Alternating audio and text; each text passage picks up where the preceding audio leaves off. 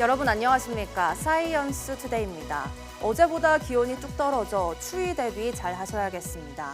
이번 주 점점 기온이 내려가 목요일에는 올겨울 들어 가장 추울 것으로 보입니다. 추위와 함께 독감과 홍역도 유행하고 있는 만큼 건강관리에 더 잘 신경 써주셔야겠습니다. 오늘의 주요 뉴스부터 만나보시죠.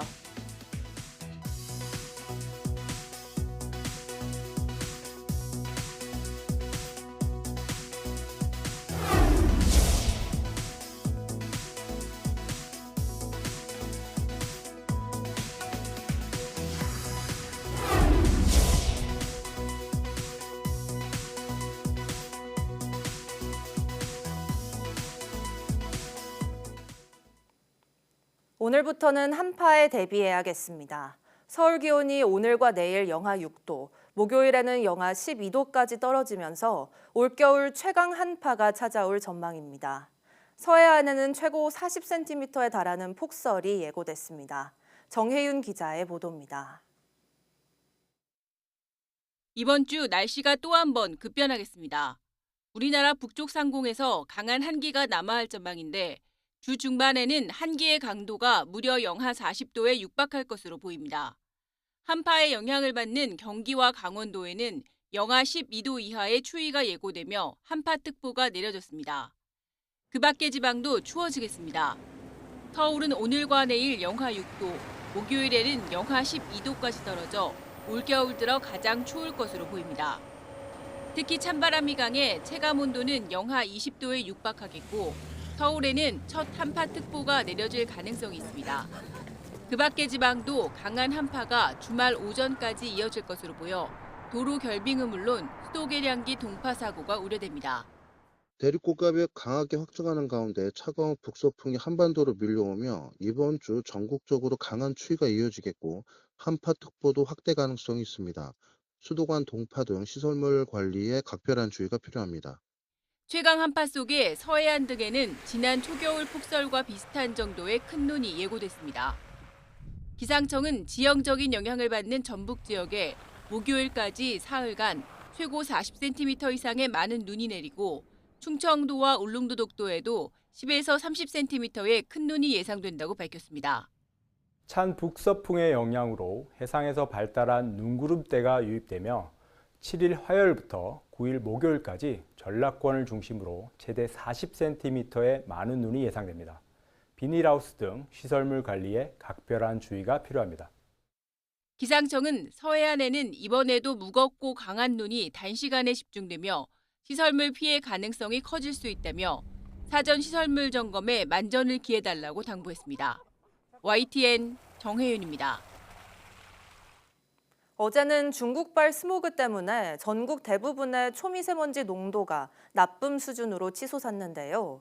그런데 유독 서울의 대기질 공식 정보만 종일 먹통이었습니다. 대체 무슨 이유 때문이었을까요? 김민경 기자의 보도입니다.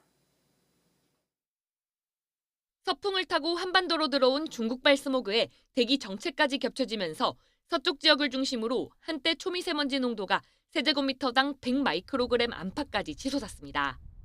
인천과 제주에는 초미세먼지 주의보까지 내려지는 등 전국의 공기가 탁해졌습니다.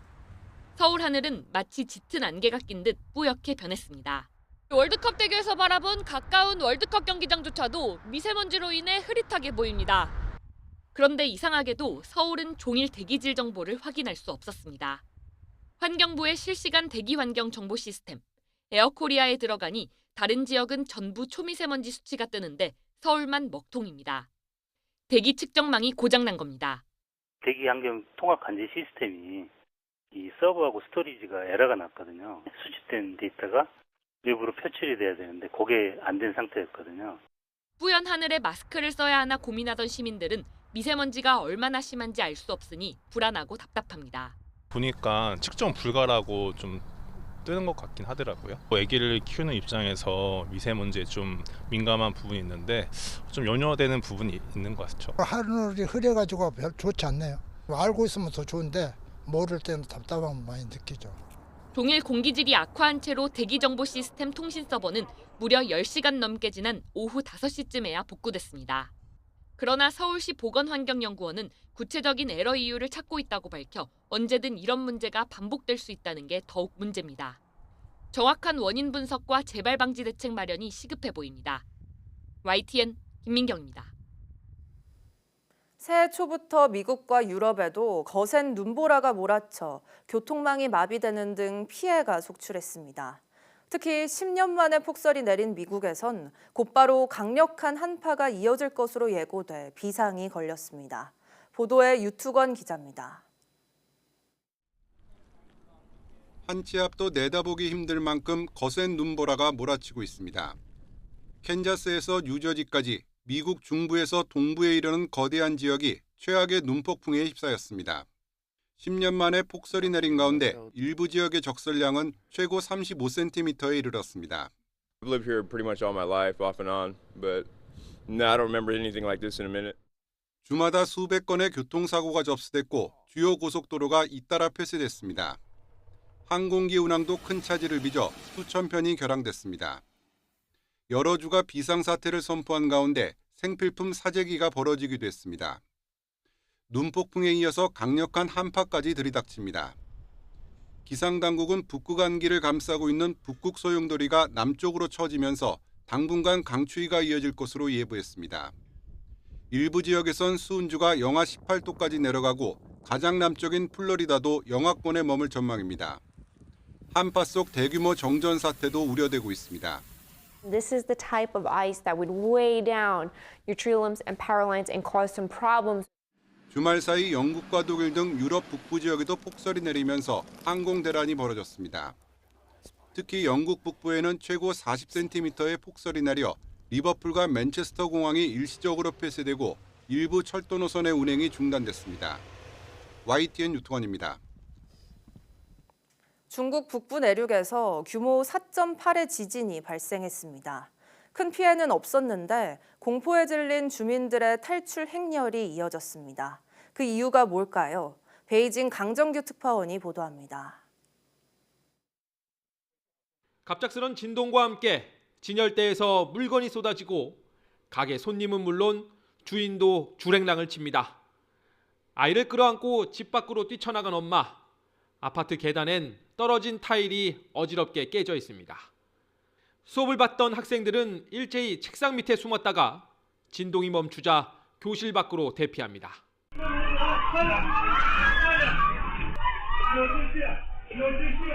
지난 2일 중국 닝샤 회족자치구 인천에서 규모 4.8과 4.6의 지진이 잇따라 발생했습니다. 6명이 가볍게 다친 정도에 그쳤지만 인구 290만 도시 전체가 마비될 만큼 큰 혼란이 빚어졌습니다. 50여 차례의 여진에 대지진의 전조라는 루머가 퍼지면서 탈출 행렬이 이어진 겁니다. 기차역은 인산인해를 이뤘고 주유소와 주요 도로엔 장사진이 펼쳐졌습니다. 야외 주차장엔 집으로 돌아가지 못하고 차박을 하려는 주민들이 몰려 빈자리가 없었습니다.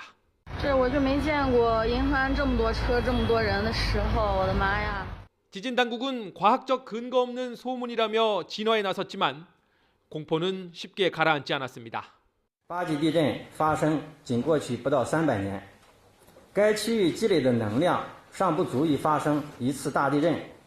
현지 공안은 중국판 카톡, 위챗에서 허위 사실을 퍼뜨려 사회적 혼란을 부추겼다며 37명을 붙잡아 2명을 구속하고 나머진 훈방 조치했습니다. 베이징에서 YTN 강정규입니다. 중국 북서부 칭하이성과 남서부 티베트 자치구에 걸친 칭짱 고원에서 2천만 톤 이상의 구리가 매장된 광산이 새로 발견됐다는 보도가 나왔습니다. 중국 관영 CCTV는 칭짱 고원이 세계적인 구리 자원 기지가 될 것으로 보인다며 이같이 전했습니다. 중국 자연자원부의 지난해 11월 발표를 보면 중국 내 구리 매장량은 4,064만 7,900톤이었습니다. CCTV는 이 밖에도 중국 동북 지역 헤이룽 장성의 더바오산 구리 광산 깊은 곳에서 구리 자원 365만 톤이 추가로 발견됐다고 덧붙였습니다. 명왕성과 명왕성의 위성 카론이 키스하듯이 충돌해 잠시 붙었다가 떨어지면서 중력에 서로 이끌려 만들어졌다는 연구 결과가 나왔습니다. 미국 애리조나대 연구진은 명왕성과 카론의 물질 강도를 반영한 시뮬레이션 연구에서 두 천체가 수십억 년 전 강한 충돌이 아니라 입맞춤 같은 가벼운 충돌을 통해 형성됐다고 밝혔습니다.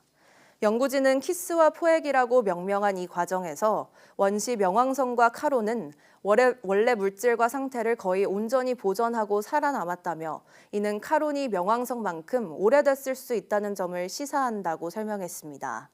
또 이번 연구가 해왕성 너머의 다른 거대한 얼음 천체들의 기원을 설명하는 데 도움이 될 것이라고 덧붙였습니다. 의대 증원에 반발하며 지난해 초부터 휴학하고 있는 전국 의대생들이 올해도 역시 휴학계를 제출하기로 했습니다. 새로운 의사협회 회장도 강경파가 당선될 것으로 전망되는 가운데 의정 갈등은 계속될 전망입니다. 김주영 기자가 보도합니다. 의정 갈등이 1년 가까이 이어지고 있는 가운데 의대생들은 올해도 강경투쟁을 이어나갈 방침입니다. 전국 40개 의대생들이 지난 주말 비공개 임시총회를 열었는데 이 자리에서 참석자들은 정부의 정책 추진을 의료 계약으로 규정하고 정부가 대화할 의지 없이 의료계를 진압할 대상으로만 여기고 있다며 강하게 반발했습니다. 그러면서 올해에도 대거 휴학계를 제출하기로 뜻을 모았습니다. 휴학계 제출이 불가능한 단위나 학년은 이에 준하는 행동으로 참여할 계획입니다. 지난해에 이어 정부 정책이 철회되지 않는 한 학교로 돌아오지 않겠다는 뜻을 분명히 한 겁니다. 이에 따라 1년 이상 휴학을 금지하며 의대생들을 복귀시키려던 정부의 계획은 어려움을 겪을 전망입니다. 교육부는 의대생들이 올해도 휴학할 경우 어떻게 대응할지에 대해 아직 정해진 바가 없다고만 밝히고 있습니다. 이런 가운데 의료계 최대 단체인 대한의사협회의 신임 회장 후보에는 강경파로 분류되는 김태구, 주수호 후보만이 남아 최종 선택을 기다리고 있습니다. 두 후보 모두 대통령이 추진했던 정책을 중단하고 의대 정원을 다시 줄여야 한다고 주장하며 정부 정책에 강하게 반대하고 있습니다. 전공의는 물론 의대생과 의협까지 강경 입장을 굽히지 않을 것으로 보이는 만큼 정부와 의료계의 갈등은 올해에도 해소되기 어려워 보입니다. YTN 김주영입니다. 카이스트가 반도체, 화학, 전산 분야 초세대 협업 연구실 3곳을 추가 개소하고 현판식을 열었습니다. 이번에 개소한 연구실은 유해준 전기 및 전자공학부 교수의 차세대 인공지능 반도체 시스템 연구실, 김상규 화학과 교수의 분자 분광학 및 화학 동력학 연구실, 문수복 전산학부 교수의 첨단 데이터 컴퓨팅 연구실입니다. 초세대 협업 연구실에서는 은퇴를 앞둔 교수가 오랜 시간 축적해온 학문의 성과와 노하우를 후배 교수와 협업합니다. 초세대 협업 연구실은 카이스트의 독자적인 연구 제도로 2018년 도입한 이후 지난해 말까지 9개 연구실을 운영하고 있었는데 이번 추가 개소로 총 12개의 초세대 협업 연구실을 보유하게 됐습니다.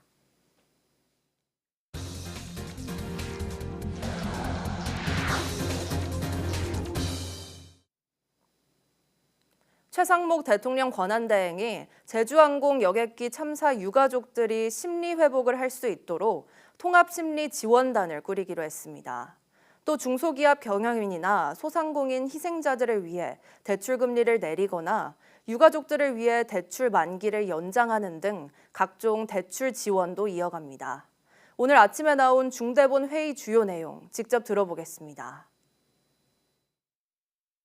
유가족들과 사고 수습에 참여하신 분들의 심리회복 지원을 위해 통합 심리지원단을 구성하였고 유가족 의사에 따라 거주지 정신건강복지센터와도 연계해 심리상담 프로그램을 운영하고 있습니다. 상담 이후에도 심리적 어려움이 계속되시는 분들께는 국가트라우마센터 회복 프로그램 등과 연계해 조속히 일상을 회복하실 수 있도록 지원하겠습니다. 중소기업 경영인과 소상공인 희생자분들을 위한 지원도 추진하겠습니다. 중기부는 기존 대출과 보증 만기 연장, 정책자금 대출금리 인하, 융자 한도 확대 등을 통해 유가족들이 겪으실 수 있는 어려움을 조금이나마 덜어드리고자 합니다. 금융위에서는 대출 만기 연장과 함께 유가족분들이 신규 자금을 필요로 하는 경우 신용보증기금을 통해 특례 보증을 제공할 예정입니다. 무한 제주항공 여객기 참사 원인 규명에 핵심적인 역할을 할 비행기록 장치가 미국으로 옮겨졌습니다. 해독을 맡을 미 교통안전위원회 NTSB는 사안의 중요성을 고려해 우선 처리하기로 했는데 일주일 정도 걸릴 것으로 기대하고 있습니다. 최두희 기자입니다. 제주항공 여객기 참사 원인 규명에 결정적 역할을 할 블랙박스 중 비행기록 장치가 미국 국가교통안전위원회로 이송됐습니다. 커넥터가 손상돼 국내에서는 자료 추출이 어렵기 때문입니다. 미국에 도착한 다음 날부터 데이터 추출 작업이 가능한데 중대 사안이기에 미국 측으로부터 해당 장치 분석을 우선시하겠다는 협의가 이루어진 상태입니다. 자료 추출 작업은 최소 일주일 정도 걸릴 전망입니다. 이미 다른 블랙박스인 음성기록 장치 녹취록 작성을 끝낸 만큼 비행기록 장치 해독까지 마무리되면 참사 직전의 순간을 재구성하는 작업이 가능해질 것으로 보입니다. 이와 함께 사고기 주요 부품에 대한 정밀 조사도 진행 중입니다. 국토부는 항공기 양쪽 엔진 2개를 경납고에 옮겨 주요 부품에 대한 조사에 착수했고 사고 당시 작동하지 않은 거로 알려진 랜딩 기어에 대한 조사도 진행하고 있습니다. 다만 참사 유족들이 국토부 사조위 조사를 셀프 조사라고 비판하면서 조사 과정의 독립성 논란도 불거지고 있는 상황. 이에 대해 국토부는 공정한 조사를 약속했지만 국제적으로 정해져 있는 룰에 입각해서 공정하고 엄정하게 객관적으로 진행하겠다는 말씀을 다시 한번 유족 여러분 앞에 말씀을 드리고 관련 논란은 지속될 전망입니다. 사고 수습 작업이 이어지면서 무안국제공항 활주로 폐쇄 기간도 오는 14일 새벽 5시까지 일주일 더 연장됐습니다. 이런 가운데 더불어민주당 이현희 의원실은 제주항공이 지난해 상반기 국내 항공사 가운데 항공기 정비를 이유로 지연된 항공편이 가장 많았다고 지적했습니다. 정비 지연이 늘어난 건 코로나 상황이 끝난 뒤 제주항공이 항공기 가동 시간을 늘렸기 때문으로 분석됩니다. YTN 최두입니다. 국토교통부가 제주항공 여객기 참사 수습 과정을 기록으로 남길 예정입니다. 이와 관련해 국토부는 제주항공 참사 수습 과정을 돌아보는 백서 발간을 준비 중이라고 밝혔습니다. 국토부는 초기 수습에서 부족한 점이 없었는지 살펴보고 이후 항공철도사고조사위원회의 사고조사 과정도 기록해 백서에 담겠다는 구상입니다. 사고 현장에서 희생자 유가족 지원 업무에 부족한 점이 없었는지 되돌아보고 백서 발간 시점은 사고 원인 조사가 끝난 이후가 될 것으로 관측됩니다.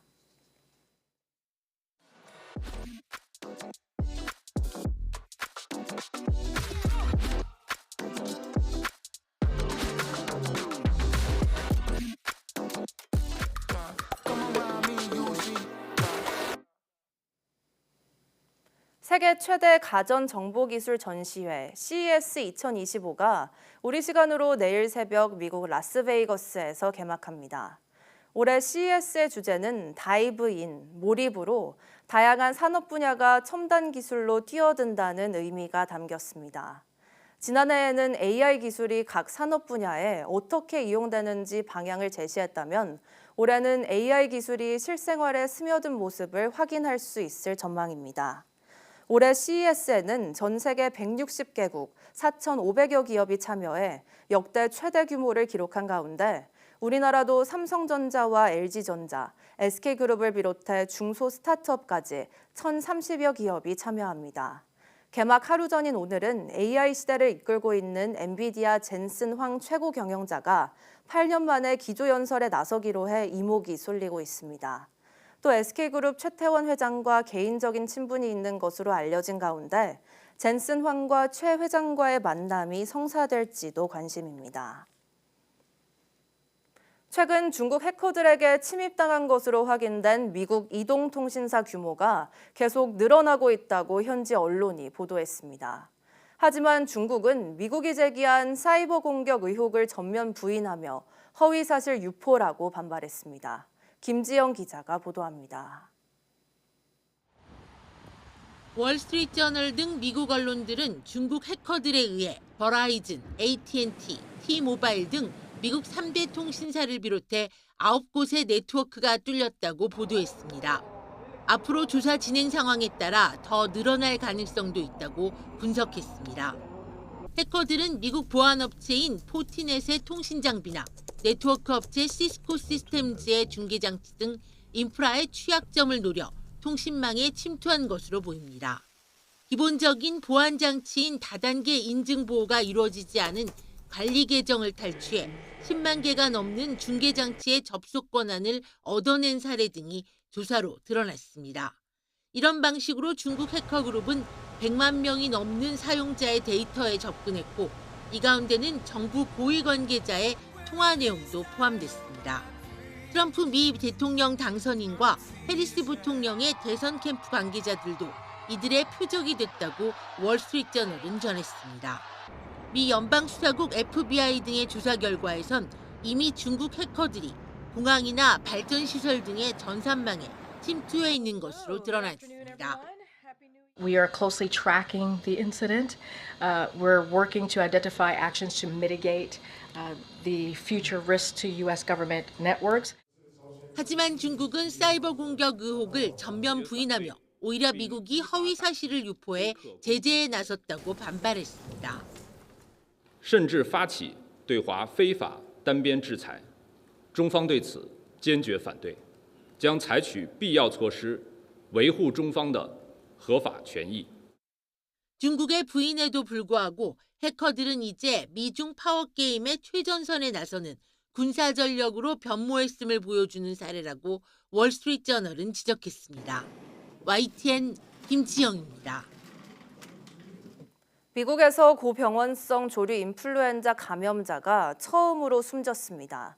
미 루이지애나주 보건부는 현지 시간 6일 H5N1에 걸려 입원 치료 중이던 환자가 사망했다고 밝혔습니다. 이 사망자는 미 질병통제예방센터가 지난달 중순 H5N1 감염자 가운데 처음으로 심각한 증세를 보인다고 발표했던 환자입니다. 루이지애나 보건부는 이 환자에 대해 65세가 넘었고 기저질환이 있다고 전했습니다. 이 환자는 집 뒷마당에서 기르던 가금류와 야생조류에 노출된 뒤 H5N1에 걸린 것으로 파악됐습니다. 도널드 트럼프 미 대통령 당선인이 북극해 덴마크 자치령 그린란드 매입 의사를 밝힌 가운데 장남 트럼프 주니어가 현지 시간 7일 그린란드를 방문할 예정이라고 로이터 통신이 보도했습니다. 로이터는 소식통을 인용해 트럼프 주니어가 팟캐스트 콘텐츠 촬영을 위해 그린란드를 방문할 것이며 현지 당국자나 정치인을 만나지는 않을 것이라고 전했습니다. 앞서 트럼프 당선인은 지난 2019년 광물과 석유 등이 풍부하게 매장된 그린란드 매입 의사를 밝혔다가 그린란드와 덴마크 당국에 거절당했고 지난해 12월 당시 매입 의사를 밝혔습니다. 당시 무테 에게데 그린란드 총리는 이에 대해 그린란드는 매물이 아니며 앞으로도 매물로 나오는 일은 없을 것이라고 반발했습니다.